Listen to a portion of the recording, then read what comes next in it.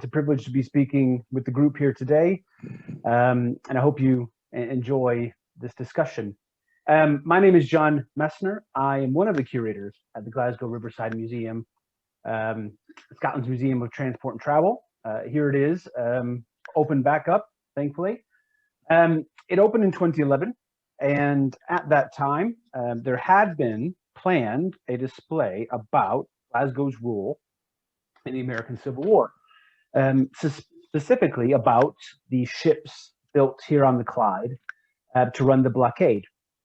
Now, for various reasons, that didn't happen. But a couple years later, one of my fellow curators and I discussed the possibility. Now, I don't actually look after the Maritime collection. I look after our trains and trams and subways. But our Maritime curator, who's very interested in the topic, and I'm pretty sure she won't mind me saying, the extent of her knowledge of the American Civil War extended to Gone with the Wind and Little Women. So although she is completely knowledgeable about the Clyde shipyards, the ships themselves, the shipbuilders, the model makers, and so on, she approached me and said, well, why don't we work together and try to put together a display for 2015, the 150th anniversary of the ending of the war, to look at Glasgow's role. And here you see a fanciful image of Glasgow at the time. And in the river are two painted gray paddle steamer blockade runners. And as I just mentioned, the display was going to focus on these vessels. And in 2015, this display opened. It primarily features ship models, but there's also, we very much wanted to convey the notion of what was being carried on these ships. So there's an infield rifle that you can see there, a cotton dress of the time, probably made with American cotton, some Confederate currency, a display about the enslaved peoples of the southern states, and the people that were actually responsible for the picking and the packaging of this cotton. And in the middle was going to be this fantastic oil painting of the steamer Ad-Vance. Now, this is quite a famous blockade runner. Many of these runners might have only made one or two trips, but the Ad-Vance had made, well, the number was debated at the time, but over 10 runs in between Wilmington, where it was operated from, in Nassau and Bermuda.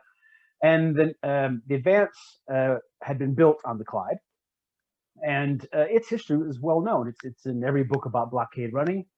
And that's great. That made my life easy. But then I looked at the plaque on the bottom of the painting, and it said Commander Joannes Wyllie. So one of the things we look at Riverside Museum is kind of the human story behind our objects. So the people that built them, ran them, crashed on them, and so on.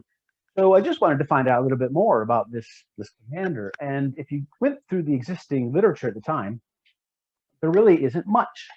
And when there was, it was conflicting. So it might say the English sailing master, or he was Scottish. And we didn't know anything about him. And in some of the best books on the subject, Stephen Wise's Lifeline of the Confederacy and Eric Graham's Clyde Build, he's really only just looking at a footnote. And I thought to myself, well, how did this man come about by this quite nice painting done by Samuel Walters, who's a very famous English maritime artist?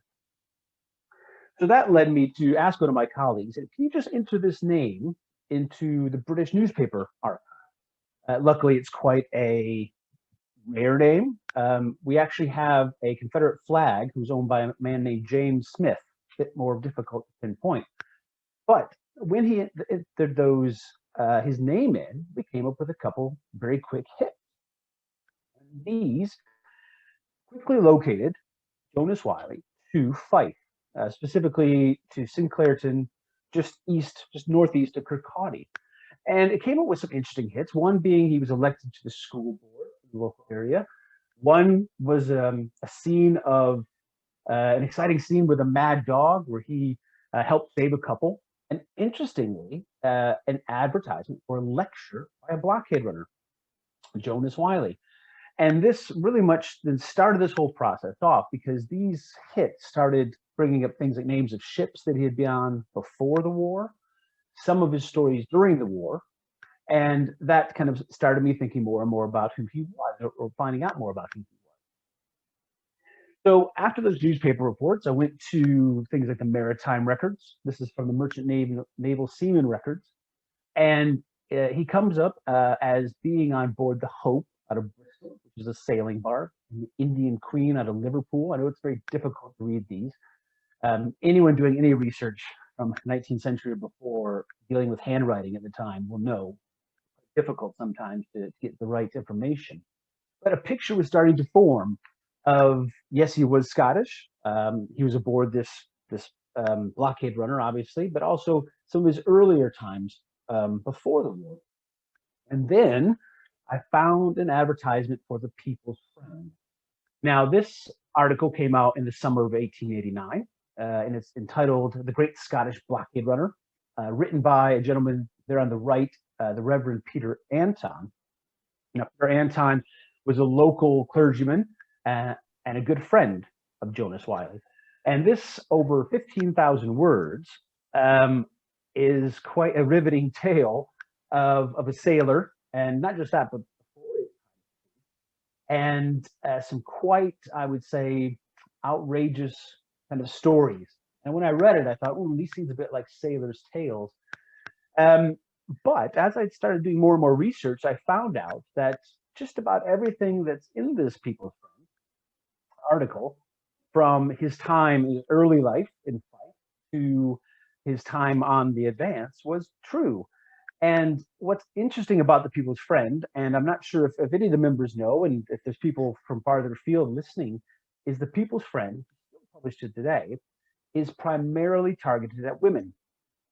In the 1870s and 1880s, it was working women. And you could see from the advert there on the left that Captain Wylie's given the top billing for that issue, but you also see Alison's Hero, the romance of factory life, the making of jams and jellies, and 2 songs with music. So a bit interesting to find such a historically correct and interesting article in this type of magazine. But it turns out that Peter Anton, the author, wrote a series of these types of biographical sketches of Scots who came up and did well and achieved higher than their rank might have suggested. And from well-known Scots to people like Joannes Wyllie. So this all started to really bring together information about who he was. So let's go into that a bit. Joannes Wyllie was born in 1828 in a very small village of Nenthorne, just north of Kelso in the Scottish borders. His father, Alexander, was from Fife and had moved down there as he was a gardener. And at the time, a large kind of country house, you can't see it on the map here, but just southeast of Nenthorne, was a country house, still is a country house, named Newton Don. The owner was giving it a bit of a facelift, inside and outside. So Alexander Wyllie traveled down there, worked as a gardener, found love, married his wife Janet, and had 3 children, James, Margaret, and John Wyllie.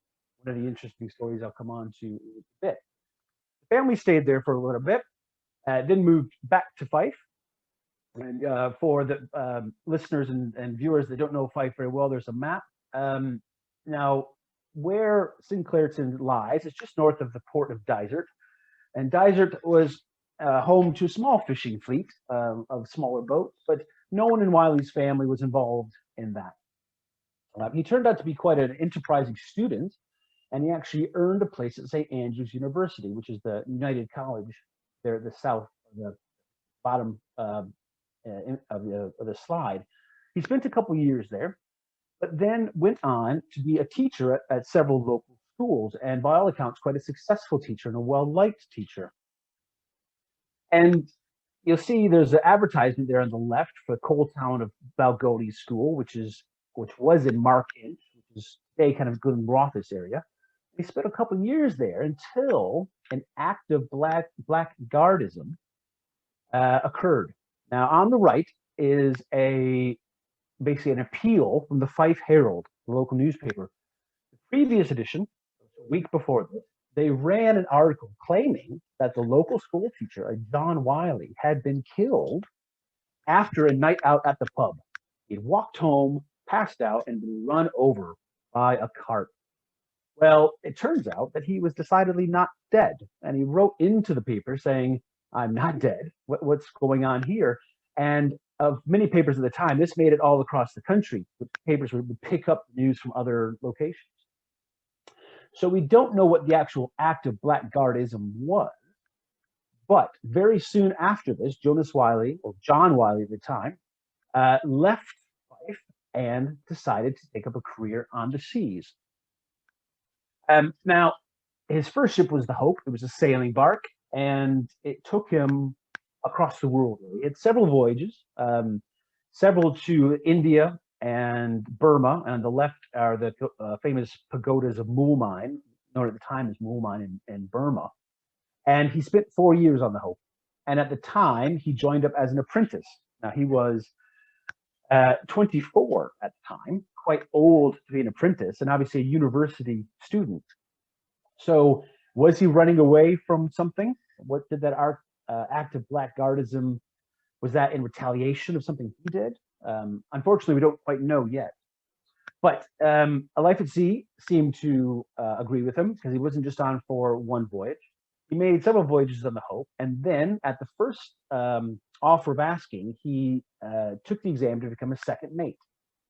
And the ship he joined as the second mate was the Indian Queen, a clipper, which was usually employed on the China tea trade or the New Zealand and Australia immigrant trade. On his first voyage, however, he sailed directly into a war zone, and that is the port of Balaclava on the right. 1856, just at the end of the Crimean War, and sailors and munition were being brought back, and the British government had chartered the Indian Queen. After that voyage, he made a much longer voyage to Wellington, and that's Wellington there on the left, taking a large amount of immigrants there, and coming back to Liverpool, which was his base of operation for the rest of his time in the UK. Now, after that, he decided, or he moved up to steam-powered vessels. These were both sailing ships, so he was on a number of steam vessels, including one called the Hope. And the Hope, based out of Liverpool, was primarily employed on the Mediterranean trade in France, but at one time they went to Alexandria, which is the photograph on the right, to deliver 40 horses to the Pasha of Egypt for his cavalry. So it wasn't just kind of agricultural things and merchandise. It was quite interesting cargo. Well, the Hope then, in January of 1862, was employed to take a large cargo of cotton bales from Liverpool to New York. And this is Wyllie's first connection with the Civil War. The Civil War began in April of 1861, so we're almost a year into the conflict. And by this time, there was a considerable amount of cotton in Liverpool that had come out of the South that was then being reshipped to New York. The British economy at the time was very much dependent on American-grown cotton for the mills in Lancashire and the west of Scotland and so on. But also there was quite a few mills in the north of the U.S. that was still dependent on Southern cotton, but as the war was raging, couldn't necessarily get it directly from their sources. So the Hope took a large amount of cotton bales to New York City. And this is where his involvement with the blockade began. So just a little bit about the blockade. One of the first actions of the newly elected President Lincoln in 1861 was to set up a blockade of the southern ports. This was to, and as this image, kind of a contemporary image shows, to try to strangle the southern states and stop them being able to get supplies in for their continuing military actions, but also to kind of strangle them into submission. So the blockade was set up to stop ships going into all the major ports of the South. However, there weren't many at the time. And also to stop things coming out from the South. Basically, the materials that would then be used to sell, to buy war materials or food or clothing. Now, at the start of the blockade, it was a bit of a paper blockade because the North didn't have many vessels to actually sit outside the port of Wilmington, North Carolina, Charleston, South Carolina. And New Orleans was the biggest port of the Confederacy, but was captured relatively quickly. So that didn't take much part in blockade running. Now, quickly though, the Union was able to put more ships on station, and any ship that was kind of slower or sailing vessel would not be able to outrun Union warships. What could outrun the Union warships were ships like paddle steamers, side wheel steamers also called, some of the best that were being produced in Liverpool and in Glasgow. So these vessels were quick, had the most up-to-date steam boiler and engine technology. They could carry a significant amount of cargo. It didn't take up much draft, so they can get into rivers that weren't necessarily the best for ocean-going vessels. And these were quickly being purchased by private companies, or states wanting to be able to supply their regiments and peoples. And all these ships needed a crew, and many of them were crewed by British or European sailors. Some Royal Navy officers on furlough, seamen, engineers, you name it, because basically there was lots of money to be had. If you think this is a wartime economy, running in essential supplies would still make you a decent coin, but running on a private vessel with luxury goods, liquors, clothing, things like that, could make you quite a large amount of money in a very quick time. And for example, on a private ship, a captain could expect $5,000 for a successful run in and out. Sorry, so a completed voyage.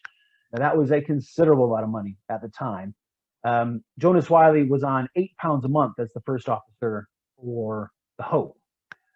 It's a bit difficult to kind of compare these values at the time, but that was a lot of money. You can see the appeal. So 1862, Wyllie finishes his time on the Hope, and he passes his exam to become a master. This photograph and this master certificate both came into our collection at the same time as the painting. So the painting was owned by Wyllie himself. This is the only known photograph of him. And it says on the back, ignore the things at the top, but taken about 1862, which matches up perfectly at the time as he became involved in the blockade and became a master. So he passes his master's degree in Liverpool, and he decides then to become the commander of a vessel, and this was his first ship. Now this is the Bonita, but in this oil painting, fine oil painting from the Historical Charleston Foundation, it was originally known as the Economist, built 1860 by Denny's of Dumbarton, a very famous Clyde ship company. It had run one time into Charleston in the spring of 1862. It was still quite early during the war and quite early during the blockade. It had returned to Liverpool with a load of cotton. And at that time, its owners effected what you might even call a false sale. So the owners, Fraser Trinholm, very famous firm of Liverpool, which had involvement in the blockade, sold it to foreign interests, but basically sold it to Melchior Klingander, who's one of their associates. They then renamed it the Bonita and sent it back over to the blockade, basically trying to fool the Union officials active in Liverpool and Britain at the time to think that it wasn't the same ship, because very much any ship that was being spotted in Nassau or blockade their information was taken down. So Wyllie gets aboard. He takes over to Nassau a supply of armor plating with the intention of running into the blockade. However, by November of 1862, which is when he made it to Nassau, this type of vessel was not going to be able to outrun the ever-increasing Union ships. So he was foiled at his first attempt, forced to come back to Liverpool without making any kind of fortune. However, fortunately from him, although he wasn't carrying any fortune back, he was carrying some men who would basically link him to the Advance. Now, the gentleman in the middle is Colonel Zebulon Vance. He was recently elected the governor of North Carolina. And at that time, one of his planks of his political career was he wanted to get into the blockade running game. He wanted to be able to supply the state of North Carolina.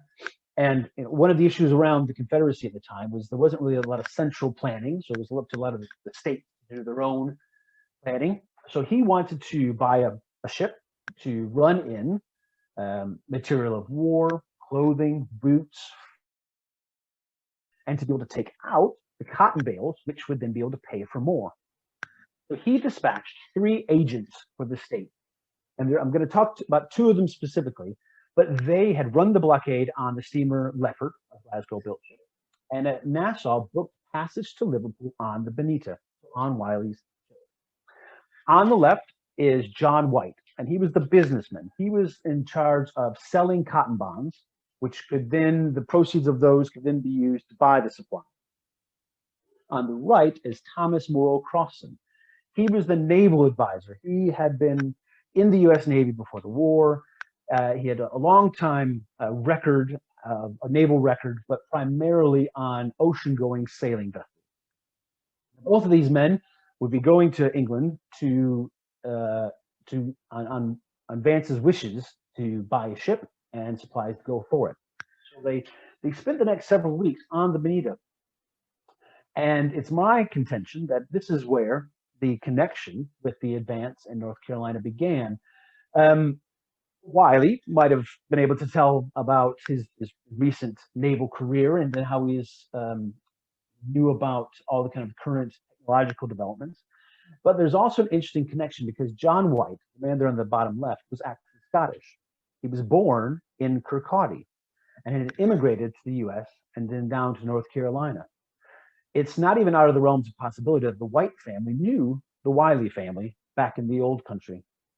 So whatever these kind of connections made, the next time we find Wyllie is connected to the Ad-Vance, or at the time, the Lord Clyde. Now, what's going on in Britain at this time? Well, the war is on all the newspapers, and one of the biggest aspects of that was the blockade. Was the ships being bought for the blockade? What was happening to them? Were they being captured? Were they running? So on the left, you see a newspaper article, and it's I've underlined the Leopard. So that's the vessel that the Whites and Crossan had come out on. It had been captured itself, or had been burned, I should say, in April of that year. And on the right was a listing of all the vessels that had, only recently been either involved in the trade to Dublin or Belfast or up the west coast of Scotland, that had all been sailed to the blockade. You can see there's some of this is lost or captured or running. I've outlined 3 there for you. One, the Leopard, as I just mentioned. One, the Giraffe, which had been renamed the Robert E. Lee, successful at the blockade under the whole war. And at the bottom, the Lord Clyde. Now, that had been recently purchased and was going to be off to the blockade soon. So the Lord Clyde. This is an amazing oil painting by the Scottish artist William Kennedy. It had been launched in July of 1862 and became operational on the Dublin-Glasgow station in September. And there's a fantastic quote from an article by the time saying that she is an extremely fine specimen of the perfection to which naval architecture is now brought. Capable of 18 knots, great combination for both passenger, cargo, and animal, because it could cow and cattle across the ocean. And this was the vessel that Crossan has identified for the state of North Carolina. A very good choice. So very quickly, these things weren't really done in secret. People knew what was happening. The Lord Clyde was sold for £34,000 on the transatlantic account. Now, what that was a euphemism for blockade running. But it wasn't the most interesting euphemism. The more interesting euphemisms were things like the Celestial Emperor or the Emperor of China. Now, whenever you read that, that was ships going to run the blockade. And up until this time,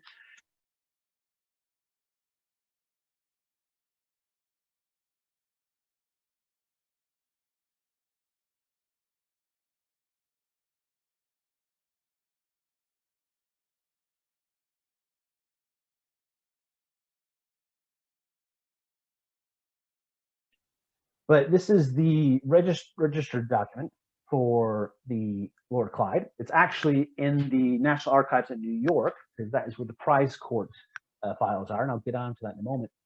And this says that basically command of the ship was handed over to Joannes Wyllie on May the 21st. So there's no mention of Thomas Crossan. There's no mention of him in the newspaper report.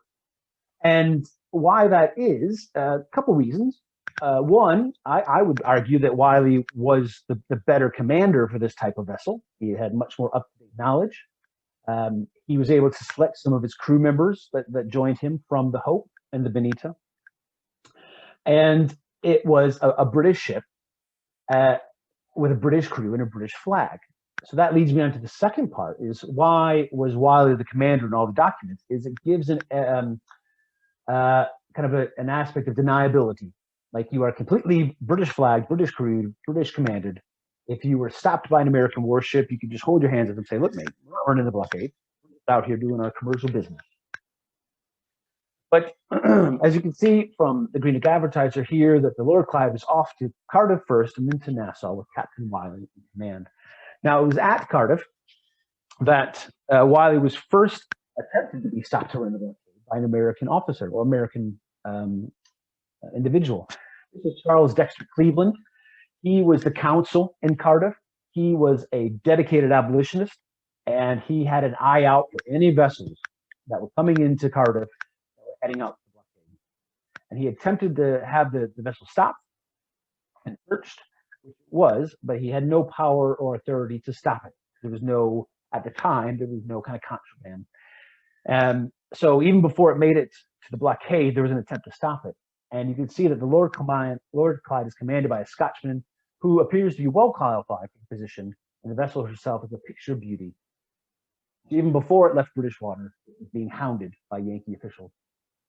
So a little bit about how you get to the blockade. It's a long trip from Liverpool or Glasgow over to St. George's or down to Nassau. These are not ocean-going vessels. These are, at most, Irish Sea or Channel vessels. Several of the ships didn't even make it. One of the more dangerous aspects of the whole thing was being caught in a storm or in heavy waters and not being able to get yourself out of it. So here are the major ports for Wyllie's career. There were other ports for running the blockade. But if you were to run the blockade, you'd start off in the neutral ports of St. George's or Nassau. And there you would load up with the cargo that was brought over from Liverpool or Bristol or London, and then make the runs back and forth into the other cities. So the arrival of the Lord Clyde happened on the 26th of June, 1863. It arrived into the Cape Fear, which you can see there on your left. And this is the Wilmington Journal of a few days later, saying it arrived and that Captain Crossan comes in command of her, we believe, or he comes in her at any rate. So even in the Wilmington reporting, there's a bit of like, is he in command? We're not exactly sure. And the map on the left shows the two ways that any vessel could make it into the Cape Fear. And Wilmington, I should point out, is just north of there. If you head up the Cape Fear, you'll reach Wilmington. The old inlet on the south side was the traditional way in from colonial times, and it was guarded by Fort Caswell. So if you made it there, the guns of the fort would protect you from any Yankee warship. The new inlet, just farther up near Fort Fisher, it had been cut by a hurricane in the 1780s. So although not as deep, it was still a way into the Cape Fear, and it was protected by Fort Fisher. Now, the Advance as a runner. This is the only known photograph of the vessel as a runner. It's said to be taken in Nassau, sitting very high up in the water. You can see the paddles aren't even touching the water. So it's either beached or lightened, and we think it might be to allow it to be painted gray. That makes it harder to be seen on the ocean waves.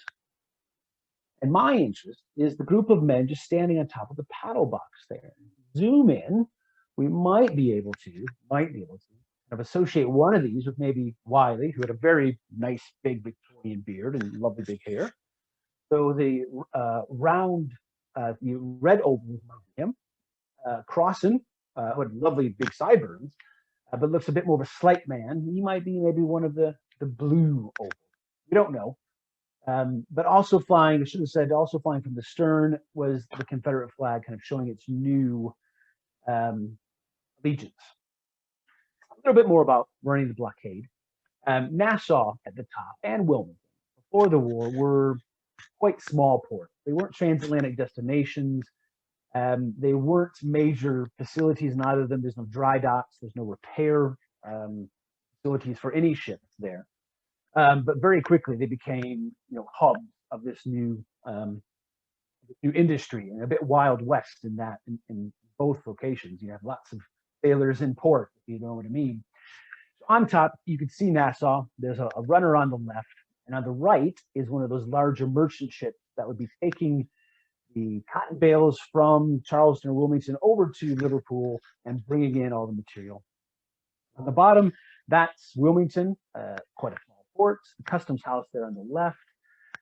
This is where the quayside, where once the ships had cleared quarantine at the mouth of the river to make sure that no yellow fever or malaria was present, they would come up here and unload their supply. A little bit more about Wyllie's role. Now, if Crossan was in command when it came into Wilmington, there's an interesting kind of trail of documents that might show that he was still not least on official documents in command. Now, this is a bill of lading. This was what basically the captain signed off to say, or the purser signed off to say what was on the ship and where was it going. And you can see I've boxed the name Wyllie. Now, this is the bill of lading from the 5th run of the Advance. So we're well into its career in October of 1863. And it's Wyllie's name that continues to appear on at least the official document. Now, that once again might be a nice aspect of cover for the ship in case it does get caught by Union officials before it gets thrown in. Now, on this voyage between the 6th and 12th of October, we have some of the first recorded diaries and recollections of what it was like to be on the ship. And one was by this gentleman. This is the Reverend Moses Drury Hodge. He was a Virginia Presbyterian and a chaplain for the Confederacy. He had run the blockade to come to Britain to purchase biblical texts and Bibles and spread the good word during the war, I guess. And he was coming back. And this was one of his quotes from his diary that he made of that voyage, which is Captain Wyllie, the English captain, whatever that means. Wyllie's a warm-hearted Scotchman, though he looks English in every inch. Big, burly, and red-faced, full of enthusiasm, full of poetry. So an interesting description of a person. You can only imagine that kind of officer who doesn't sound like a very grunt or kind of hard taskmaster, but more of someone who's a friend.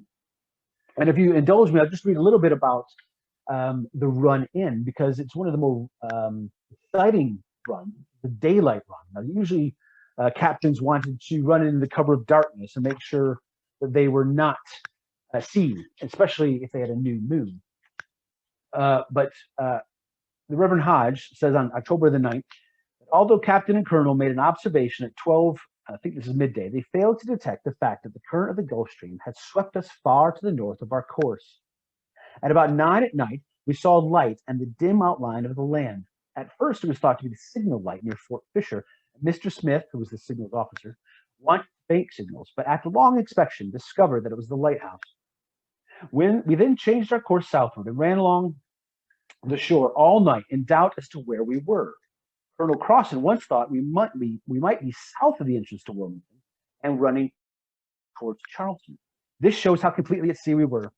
When it grew light enough to see the coast more plainly, our officers recognized certain locations of Masonboro Sound, the Salt Works, etc., and we ascertained we had just made land north of Cape Lookout, 80 miles from the point we expected to strike.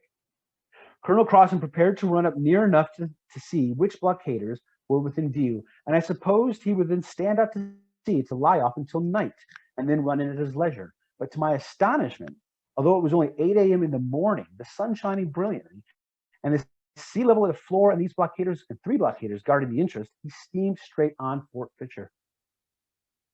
It was a scene of intense excitement. We could see people on the shore watching the result. We doubted not with utmost interest. The shells were plowing up the water and tearing up the sand on the shore, bursting over us, but yet none of us struck. It was almost a miracle. 2 or 3 of the shells struck the sand just at the edge of the water and directly opposite us. The wonder was how these balls could get there without passing through us. Colonel Crossan certainly made a hazardous experiment. Had the mist not near the coast not veiled us somewhat the view of the enemy as we approached, and he had seen us in time to make the chase 10 minutes sooner, he would have headed us off and driven us ashore. This is one of the blockaders. Or, had one of his shots penetrated our boilers, we would have been blown to fragments. Now, although they had escaped the blockade runners, they actually grounded on the sandbar just underneath Fort Fisher.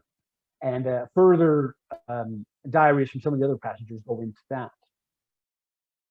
But during the daylight, which is something that Wyllie himself commented frequently during his lecture. So this is where it kind of came in from the north, kind of snuck past those blockaders, and kind of then found themselves beached, and were quite concerned that maybe not being boarded, but they might have been fired upon by Union ships and destroyed. That didn't happen. The Advance lived to see another day. Now, just a note on the Advance, and I'll show you a picture of Fort Fisher while I mention it. Advance, the name. This has been debated since the 1860s. Was it Advance, one word? Was it Ad-Vance, A.D.Vance? There's theories about if it was named, it was advancing to Vance, or moving towards Vance, or named after Advance's wife, or sorry, Governor Vance's wife. What I've done for purposes of this and for my book is used what the governor himself referred to the ship in all of his letters and items in the North Carolina State Archives, where he had listed as Ad-Vance or Ad.Vance. And this was also one of the crew members later said it wasn't A.D. Vance, it's A.D.-Vance. So this is not a debate that will end today, I'm sure. Another commander of the vessel was John Julius Guthrie. He was a native Carolinian Tar Heel, like Crossan. He was an officer in the Union Navy before the war, or the American Navy, with experience in more of the ocean-going sailing vessels. Now, he took command for 2 return trip voyages. Crossan himself was of ill health towards the end of 1863, and this led to Guthrie taking over.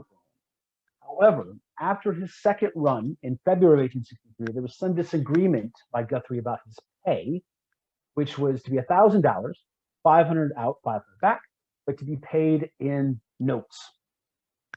He would like to be paid in gold, thank you very much. By 1864, the Confederate chances were slipping away a little bit, and their notes were depreciating in value. There was also some question about some contraband being taken on the ship, and that was a no-no. So he was relieved, and finally, Joannes Wyllie took command. This is a letter from Guthrie to Wyllie on the 29th of February, on Leap Day, 1864, with the consent of His Excellency the Governor, passing over command of the Advance to Wyllie himself. So although he'd been on board from day one in Greenock and Glasgow, he's now officially commander. Now, what were the reactions to that? Here are a couple good quotes. Joseph Flanner, the ex-purser on the Advance, and at this time the new state representative in London, said Captain Wyllie has done very well for the ship. A better commander cannot be had for her. Hence the name of this song. And there at the bottom, Thomas Boykin, the current purser at that time on the Advance. The crew were all delighted with the change, though I know there's some outside feeling in the town about an idea of a foreigner, that's how he spelled it, having charge of the gallant old craft, which is a bit interesting because Wyllie himself had been in charge from day one.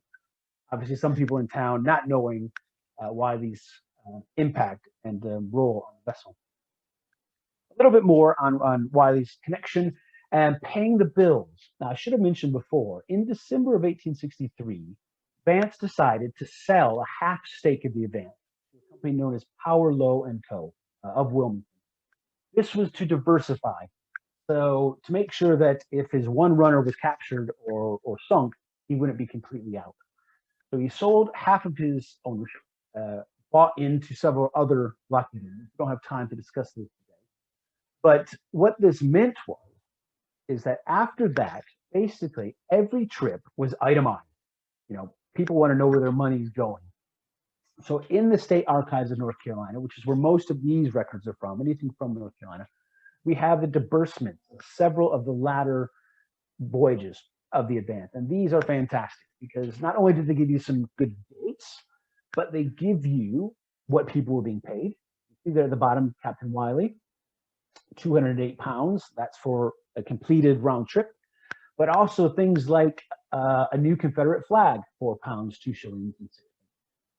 The pilotage inwards, the washing, the food, any repairs needed, and things like that. So it gives you a great understanding of what was going on and the money involved on these ships. I mentioned repairs. By March of 1864, the ship had been running for basically a year nonstop with no major repairs. There was no dry dock in Wilmington to offer those. So Wyllie, with the agreement of Governor Vance and the Power Low & Co., had decided to take the Ad-Vance to Halifax in Canada, where there were such things. Now, they made it out to Halifax, but they weren't able to get the repairs needed. And it was noted in several letters that the ship was basically on its last leg. So they decided to make another transatlantic voyage, and they made it all the way back to Liverpool in May of 1864. And it's a bit of an interesting thing. There's disbursements for this ship, for this trip. It's fantastic. It lists all the companies involved in the refurbishment. It was quite an extensive refurbishment. But it also, we have a crew list, once again from the National Archives, that from Liverpool at this time. You see Wyllie on top, C.C. Mort on the left. Now, he was the Wilmington pilot. Pilot's very important because they knew the changing sandbars, the currents, and so on. He had been involved in several other blockade runners. And on the right, a James Maglin. Now, he is important because he wrote some of his own recounts of being on board the ship. He referred to it as Ad-Vance, the way I spell it today. And latterly in life, he made several of these recollections, which I've been able to use in my research. So it's a great idea of who's on board at the time. I've been trying to marry up names and places of birth and so on. However, even with the improvements, the ship comes back to Wilmington, but only was able to make one more run in. On September 9th, 1864, it was heading out once again to Halifax because there was yellow fever at Bermuda. And because it was given quite poor coal, the fine steam coal was handed over begrudgingly, I should say, by both Vance and Wyllie to the CSS Tallahassee, which was important at the time. Its boilers ran inefficient. It was spotted by this vessel, the Santiago de Cuba, and was slowly but overrun by more of a lumbering hulk. And both Wyllie and the crew were almost disgusted by the fact that they were caught by this slow tortoise, and their hair had been overcome. And very quickly, the news reached the north. The commander of the vessel, Oliver Glisson, only weeks before had made this quote that everything was being done, but they could not stop these blockade runners.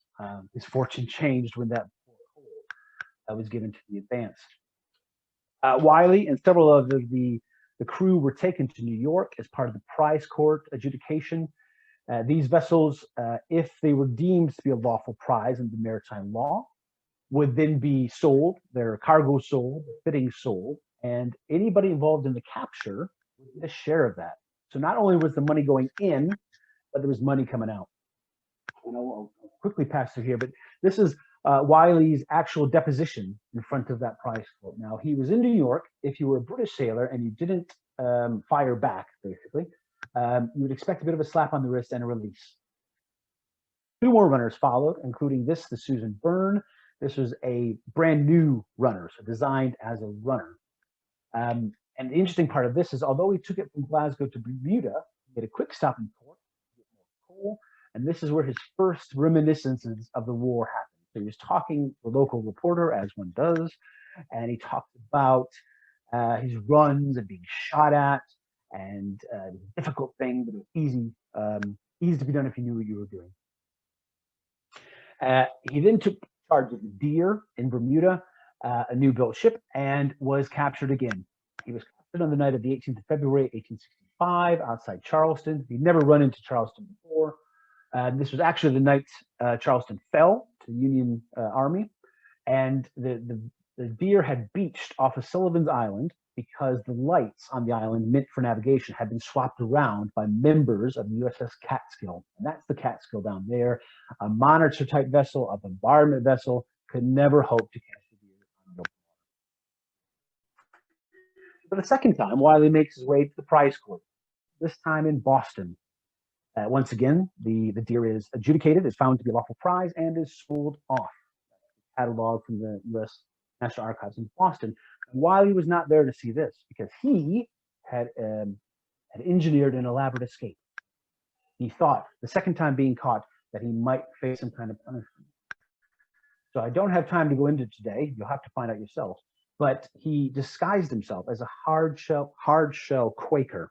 And there's a hard shell Quaker on the left. shaved his lovely Victorian beard, put on the wide awake hat, made his way to New York, stowed away on an Anchorline ship, made it back to Britain.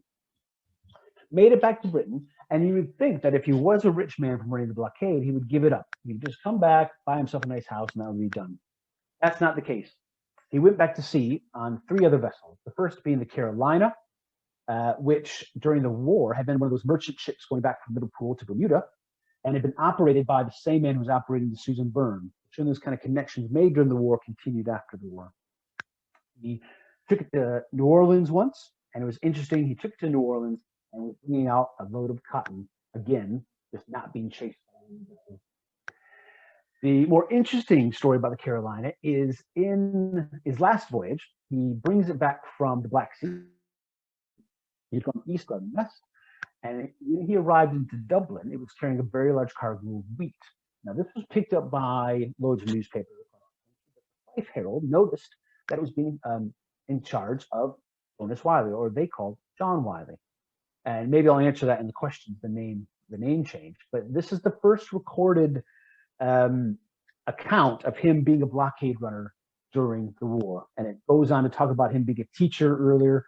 People might remember him, and may success ever attend him. Another interesting part of that voyage was on the right.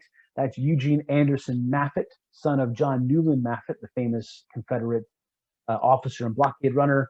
He had been on the Susan Byrne with Wyllie, and he was on this voyage as well. Once again, wartime connection.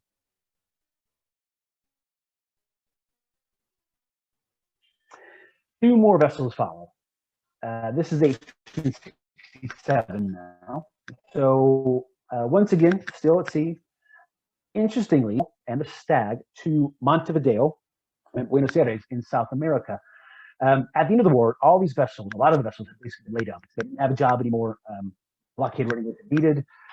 Some were sold off. Some were taken into naval use. Ad-Vance was. I'll come to that. But these two had been sitting in Liverpool for a year and a half or so. The Georgia Belle never even made it to the blockade. The Stag there in the bottom, lovely model, had made it and had run as the Cape Greg. Well, he took both of these vessels down to South America, where there was a conflict raging at the time, which needed these kind of similar ships to run up and down rivers. And he took them there and left them there, helped sell them there to be used in another conflict after the Civil War. And after the return of the Stag, that is when he returned to Scotland for good. Now, as I mentioned, he didn't come back and build a fancy house. He didn't have kind of a lavish lifestyle. He returned to his father's farm. And this is his father's farm, Mitchelston, which is the area is located just north of Kirkcaldy. This is the only known photograph. Unfortunately, the whole area was razed in the 1930s and 40s, and an industrial state, as the car park, is on that location now. But he basically came back and he became a tenant farmer for the Earl of Roslin for the rest of his days. He married his wife, Eleanor, in 1869. They lived at the farm until their death, or his death in 1902. Had no children. One of my searches for the information about Wyllie was to try to find some family members that might be able to offer some information, photographs, and the Holy Grail. I was only ever able to find one person, the great grandniece of Joannes Wyllie, who's been an incredible supporter for this project. But he didn't come back. If he did have money, he didn't show it. He didn't. Some of the other captains, as documented by Eric Graham in his book Clyde Built, specifically David Leslie, he came back and he built grand villas in Dunoon on the west coast of Scotland and named them after some of the locations in the blockade, but not Wyllie.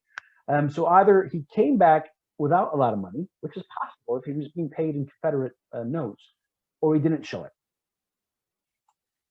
So for the rest of his life, he led a decently quiet life as a farmer. He was involved in quite a few local groups. These are just some of them. He was involved in the Kirkcaldy Naturalist Society, so they'd go out on excursions to see fossils and rocks and natural aspects of Fife. He was part of the formation of the Mitchelston Cricket Club there at the bottom left in some of his fields. He was involved in a local curling club, agricultural societies and shows. Later on in life, he was very much involved in the kind of the local old folks festival. just as Santa once for the kids at Christmas time. A bit of a local celebrity. He was involved. I found two instances of him being involved in some local theatricals, which are kind of stage plays. You see on the bottom left, he was in a show called Turn Him Out as a Mr. Roseleaf. And I was able to find this is what Mr. Roseleaf should look like from a book of the time. So you can see Wylie's big beard fitting in with that. He also lent his name to an endorsement of Myers Royal Cattle Spice. This was an agricultural, a lick for cows with salt and so on. That wasn't just involved in Fife, it was all over the country, but they would advertise using the local celebs, or as you can see, the Grand Dukes and the Lords and so on. Captain Wyllie of Mitchelstown is right there as well. But to me, the most interesting part of his life after the war was the fact that he spoke about it. Very few of these captains or blockade runners recorded their stories. There's a couple. There's Thomas Taylor wrote about blockade running. There's Hobart Pasha, Charles Hobart Hamden, who was a Royal Naval officer who wrote about it. But there aren't many. There are some fictional accounts, but not many actual accounts. So over his time, starting in 1869, he gave, at least that I've been able to find, 26 lectures about his time at sea, almost all entitled Reminiscence of Sea Life and Running the Blockade. These are a few of the adverts for them. Some of the newspaper reports are quite small. Some are longer. They have a bit more information. Tantalizingly, always. I've never found a full transcription of one. They were always in aid of a local charity. Maybe someone who had found himself on hard luck. Maybe the church needed a new roof. Maybe the school needed a new something. He would always give his time for free. Other than his last major one, and that's on the right, the lecture of Captain Wyllie at the Adam Smith Hall. And this is a big room. There you see at the bottom. This, in November 1901, was a lecture where he himself and his wife Eleanor would receive the proceeds, chaired by the Earl of Roslin, who wasn't just his landlord, but was a friend of the family. And this is another indication that if he had made a fortune, at least by the end of his life, that fortune had either run out or he was in a bit dire straits. At that time, money from the event went to him. So I've been able to find out these 26 lectures, patch them together and find out a little bit more about his career. His death came in April of 1902, and he was a bit of a local celebrity. That celebrity didn't extend past the borders of Fife, for the most part, because he's, as I said, not in the books and records of the time. But this is one of only 3 known images of the man, very similar to him 40 years ago. Big beard, big hair. Captain Wyllie was a fine type of leal-hearted gentleman, where he was always ready with a kindly word or happy smile. He was always a good specimen of the kindly Scot, an experience which was felt, we believe, by all who had the pleasure of his acquaintance. So when his passing was noted in the area. But however, he doesn't have any physical reminders. His farm, as I said, is now underneath a car park. It is still named Mitchelstown Industrial Estate. He's buried without any real fanfare here in a churchyard in Kirkcaldy in his family lair, which is the Scottish family plot. This is actually his grandfather's plot, James Wyllie, and he is buried underneath there. And I can just zoom in for you. It's a Joannes Wyllie, weirdly 1L of Mitchelstown, and the actual date here is off by a week. I don't know why that is, but he doesn't have any kind of grand stone. I mean, this actual headstone is crumbling now. It's not granite, for example. So it's an interesting thing. I haven't been able to patch that through. There is one physical reminder, and that is on his wife's gravestone. Eleanor moved out of Mitchelstown after Joannes's death. She moved to Glasgow to live with her sister. Her sister was the mother of the donor of the painting. So Joannes Wyllie's nephew donated the painting to Glasgow Museum in 1817. But this is Eleanor Wyllie's gravestone in Cathcart Cemetery on the south side of the city of Glasgow. If we zoom in, we can see widow of Captain Joannes Wyllie. This is the only physical reminder anywhere that I can find of Joannes Wyllie, at least being captain, having a nautical connection. So all of this, I've been able to put together a pretty good story about Joannes Wyllie and his life. But through all of this, I've also been able to put together what I think is the most complete history of the Advance itself, the vessel. From the day it was launched on July of 1862 to running the blockade. On the bottom left-hand side is one of the health documents to say it was going to out of Wilmington. After the war, when it was captured, it was bought by the U.S. Navy and named Ad-Vance to begin with, but then the USS Frolic. This is a well-known photograph in Naples Harbor when it was involved in the European squadron. And I'm not going to give you too much information here, but I've been able to find out what actually happened to the vessel in the end. Very few books have any kind of information past the fact that in 1883 it was sold by the U.S. Navy when it had been put on the list. That's something you might be able to find out for yourself. I've been able to chart every voyage that the vessel made during the war. Now, this was really built upon the fantastic work by Dr. Stephen Wise in his book, A Lifeline of the Confederacy. He charts all the runners. It's a great book, and the work on it was amazing. But I've been able to add a bit more detail, a bit more exact detail on dates, who was on it, if passengers were on it, how many bales of cotton, and so on. So I think this is something that would very much appeal to anyone with the Civil War, not just a Scottish maritime mind. And finally, I'll finish up here with just a bit about his legacy. Joannes Wyllie was on board the Advance from day one. So he wasn't a bit part player. He wasn't just a sailing master on some of the vessels voyages. He was there for all 15 successful runs into Wilmington or out of Wilmington. He took the vessel across the Atlantic twice, 3 times actually, once there and once back and forth. He was a well-liked, well-known member of the crew. He had the confidence of not only the governor, but the owner of the vessel. It was someone that when people remarked upon him at the time, either officers or passengers, there wasn't really an ill word to be said about him. And ultimately, that is a very important thing. But when he came back to Scotland, he became a well-liked, well-known member of the community who appears to have done as much as possible to help out his neighbors and his fellow Fifemen at the time. So I think this has really been able to, it's a great voyage of discovery for myself, but also bringing out an interesting part of Civil War history that until now had only been a footnote. So if you wanted to find out more, and Mike very kindly plugged the book from the start, my book, A Scottish Blockade Runner in the American Civil War, Joannes Wyllie, Steamer Advance, will be out next month through Whittles Publishing. It charts Wyllie's role on the vessel. It has the most complete history of the steamer. There are many more passengers, crew, and officer stories that I wasn't able to get into today that give a nature of blockade running itself, but also Wyllie's contribution, illustrated throughout. And it should appeal to anyone with interest in maritime, Civil War, or Scottish history, or anyone who enjoys a good story.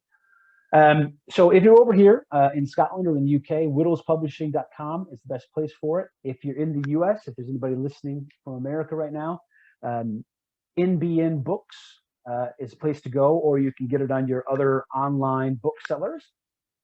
And once again, I just wanted to say that this book was done through Glasgow museums. We feature several of our objects in it, and it's very much been a great teamwork from a lot of people at the museums that have helped me. So just like to say thank you very much. And if you do have any questions or more, you can please email me at messnerjohn@hotmail.com.